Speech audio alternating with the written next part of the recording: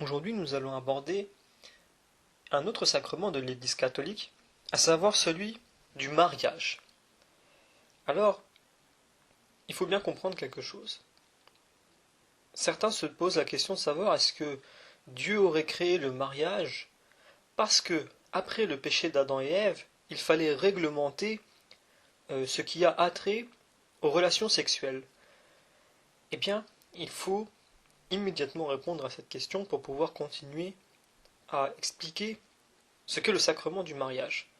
Alors dans la Bible, on peut lire que Dieu donne l'ordre à Adam et Ève de pulluler, d'être féconds, euh, bien avant le péché originel.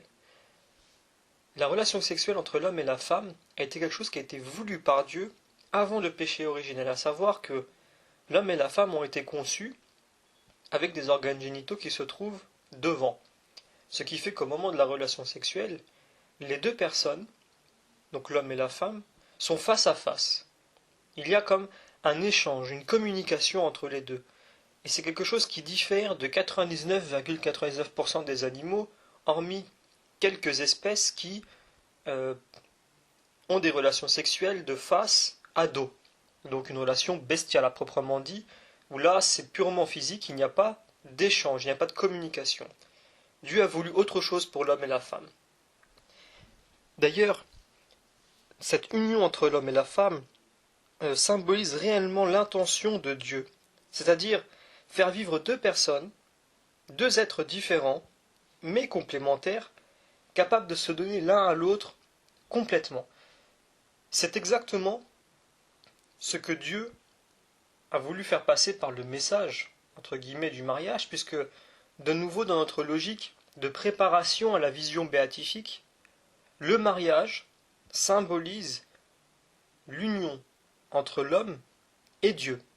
La réalité sensible étant l'union homme-femme, et la réalité spirituelle derrière qui est cachée, celle pour laquelle on se prépare, c'est l'union de l'homme, homme avec un grand H, avec Dieu. Alors c'est très important à comprendre, euh, toute la vie chrétienne est ainsi. De nouveau, je le répète, tout ce que l'on vit est une préparation à des choses spirituelles. Si on prend le mariage, eh bien dans un mariage, il y a les relations sexuelles, mais il y a aussi la communication.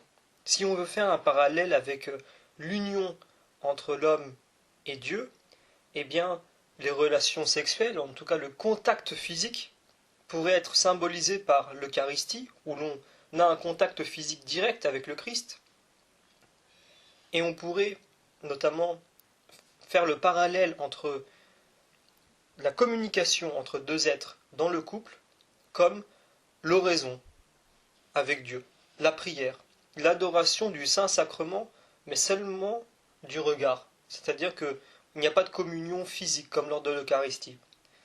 Donc, toutes ces images-là sont représentées par le mariage, par l'amour entre un homme et une femme.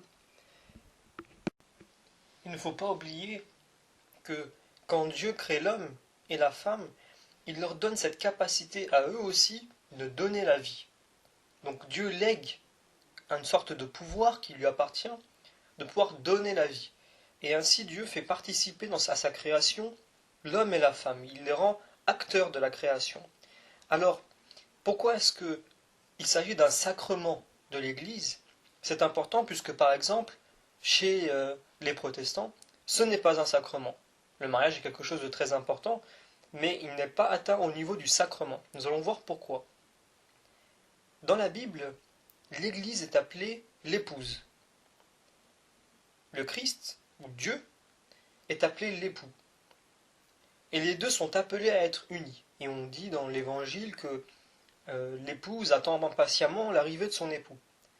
Donc, ce mariage entre l'Église, donc les croyants, et chacun des croyants personnellement avec Dieu, est symbolisé telle une égalité, puisque par la grâce, Dieu nous élève à son niveau pour que le mariage soit possible.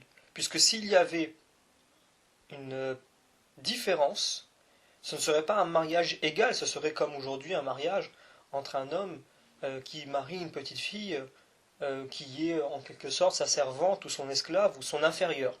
Donc ce serait comme ça. C'est ainsi que les protestants voient le mariage catholique, puisque pour eux, Dieu ne peut pas nous élever à la grâce, nous devons rester d'humbles croyants et prouver, demander et démontrer tous les jours que nous sommes inférieurs à Dieu et nous ne pouvons nous sauver que par lui. C'est vrai, mais ça ne veut pas dire que Dieu ne peut pas nous élever par la grâce à son niveau pour que nous puissions être amis et pour que nous puissions être unis. Donc c'est très important, c'est ce qui change le fait que chez les protestants ça n'est pas un sacrement, puisque pour eux il ne peut pas y avoir un mariage à proprement dit tel qu'il y a entre l'homme et Dieu, puisque ça voudrait dire que la femme, qui est donc l'épouse, comme l'Église est l'épouse dans la Bible, est inférieure à l'époux, donc qui est Dieu, ou alors l'époux qui est homme sur terre. Et donc c'est pour cela que dans l'Église protestante, le sacrement, plutôt le mariage, pardon, n'est pas un sacrement. Par contre, chez les catholiques, Dieu élève l'épouse, il élève l'homme et la femme, donc les membres de l'Église, pour qu'ils soient au même niveau. Et là, le mariage est perçu comme égal. Et le mariage homme-femme en est la représentation, et du coup il devient un sacrement. Il devient véritablement un acte liturgique divin. Alors, il faut bien comprendre une chose. Le mariage, vu par l'Église, doit comporter 4 points fondamentaux, sans lesquels il n'y a pas mariage. Le premier point étant la fidélité. Il faut évidemment qu'il y ait fidélité entre les deux, avant de consommer le mariage. Il faut qu'il y ait fécondité, c'est-à-dire qu'il faut qu'il y ait la volonté de donner la vie, parce que c'est le but qui fait que Dieu aussi a fait de nous des êtres capables de se marier, donc comme je l'ai dit au début de la vidéo, d'être participants à la création. Donc il faut qu'il y ait fécondité. Il faut aussi qu'il y ait le troisième pilier que l'on note, c'est la liberté. Alors, qu'est-ce que ça veut dire? Ça veut dire qu'il faut qu'il y ait une liberté totale de la part des deux conjoints, qu'aucun ne soit obligé de s'unir à l'autre. Qu'il n'y ait pas un mariage forcé, par exemple, où la personne n'est pas pleinement consciente et consentante de ce qu'elle fait. Et il y a donc le quatrième point qui est l'indissolubilité. C'est-à-dire que on ne peut rompre le mariage. L'alliance qui est donnée comme un signe au moment du mariage est équivalente à l'alliance qu'il y a entre l'homme et Dieu. Elle ne peut pas être dissoute. C'est très important. Alors, pour le mariage chrétien, quelles sont les conditions pour qu'il y ait un mariage dit religieux, c'est-à-dire un mariage à l'église? Il faut absolument qu'un des deux conjoints qui se présente pour le mariage soit un baptisé catholique. Généralement, il faut qu'il soit confirmé dans l'église. Mais il peut arriver que certaines personnes ne soient pas confirmées et demandent quand même le mariage. Après, c'est au libre choix du prêtre, à son libre appréciation. Il faut comprendre que le mariage prend fin jusqu'à que la mort les sépare, comme cette phrase très connue que prononce le prêtre lors du mariage, que dans le malheur comme dans le bonheur, vous devez rester fidèle, mais c'est un fait que au moment de la mort, eh bien c'est le contrat de mariage, entre guillemets, le mariage en lui-même prend fin, tout simplement. C'est-à-dire que il doit s'aimer jusqu'à ce que la mort les sépare, tel qu'on le dit à l'église. Et donc, la personne qui est devenue veuve ou veuf peut se remarier religieusement. Il y a un autre point qui est souvent oublié, c'est que si les deux époux qui se marient à l'église expriment de manière claire qu'ils ne baptiseront pas leur enfant et que cela ne leur intéresse pas, l'église ne leur permet pas le mariage. Pour la simple et bonne raison qu'il est demandé lors du mariage qu'il y ait un engagement à ce que les parents baptisent leur enfant et leur donnent une éducation chrétienne, puisqu'il faut le rappeler, le but du mariage, c'est aussi la fécondité. C'est un ordre qui est dans la Genèse. Et c'est pour ça que l'Église est très attachée à cet esprit, à ce commandement clair de Dieu qu'il faut donner la vie. Autrement, le mariage a peu d'intérêt. Alors, on termine par la question du divorce. Est-ce que l'Église permet le divorce? Alors, il faut être très clair sur ce point. Le divorce n'existe pas dans l'Église. C'est-à-dire qu'on peut se marier, et c'est tout. Il n'y a qu'un mariage qui est permis, et celui-ci ne peut pas être annulé. Par contre, il peut être reconnu comme nul, c'est-à-dire comme n'ayant jamais existé. Comment est-ce qu'il est reconnu comme nul?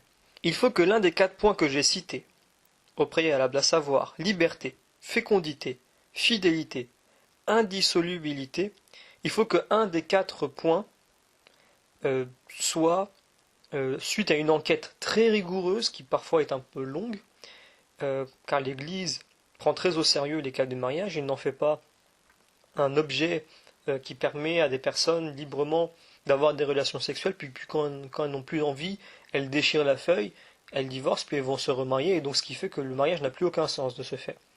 Alors l'Église se penche très sérieusement sur ces cas-là, et elle enquête, pour voir est-ce que il est possible de rendre nul, comme n'ayant jamais existé, et non pas l'annuler, un mariage. Alors, je donne un exemple assez simple, par exemple pour la fécondité. Si 2 personnes se marient, et que l'une des 2 personnes avait caché à la deuxième personne qu'elle était stérile, qu'elle ne peut pas donner la vie, elle lui a caché ce fait-là avant le mariage, eh bien la personne qui a été trompée par ce mensonge, ou plutôt cette vérité qui a été omise, peut demander à l'Église que son mariage soit annulé. Pour la simple et bonne raison que un des 4 points, un des 4 piliers du mariage de l'Église n'a pas été respecté. Elle n'était pas au courant que la personne était stérile. Et elle se mariait, ou lui se mariait, dans le but aussi d'avoir des enfants. Donc il y a tromperie. Donc un des 4 points que j'ai cités n'est pas respecté.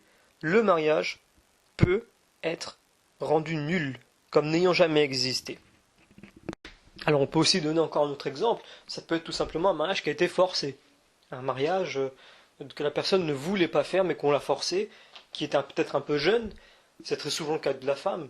Elle était peut-être un peu jeune, peut-être 15 ans, 16 ans, on l'a forcée à se marier.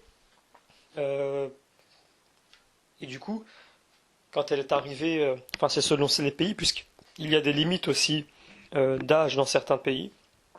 Et donc elle peut à l'âge de 20, 21 ans, 22 ans, 25 ans se dire mais je ne voulais pas à la base de ce mariage, on m'a obligé mais à l'époque je n'étais pas consciente. Donc l'Église enquête, l'Église vérifie ce fait-là. Si il est avéré, eh bien le mariage est rendu nul, comme s'il n'a jamais existé. Alors encore une fois, comme tous les sacrements, c'est un sacrement très important, puisqu'il, je le répète, symbolise l'union entre l'homme et Dieu. C'est pour cela que l'Église ne reconnaît qu'une seule union, et elle ne reconnaît pas le divorce. C'est pour cette raison-là. Ce n'est pas pour mettre des règles et pour faire, on va dire, être de la vieille école, comme on dirait. Non, c'est parce qu'il y a des réalités spirituelles qui sont derrière ces réalités sensibles qu'il faut respecter. Je pense que l'Église a montré pendant 2000 ans une exemplarité par rapport à tous ces régimes, tous ces États, toutes ces idéologies qui sont passées depuis 2000 ans, qu'ils ont essayé de pervertir l'Église, de la faire tomber dans la débauche, comme eux le font aujourd'hui quand on voit ce qu'est devenu le mariage, la conception du mariage par exemple en Europe, c'est à pleurer véritablement. Il n'y a plus du tout de sacrement à ce niveau-là. Quand on se marie civilement, quand on divorce et qu'on se remarie, quand on ne respecte aucun, ou alors même ne serait-ce qu'un pilier qui n'est pas respecté dans les 4, en tout en étant conscient, le mariage n'a plus cette valeur chère aux yeux de l'Église, à savoir la préparation à l'union avec Dieu. C'est très important. Donc, prenons très au sérieux le sacrement du mariage comme étant vraiment un don, comme étant un cadeau du Seigneur, comme étant un point, comme je dirais, comme un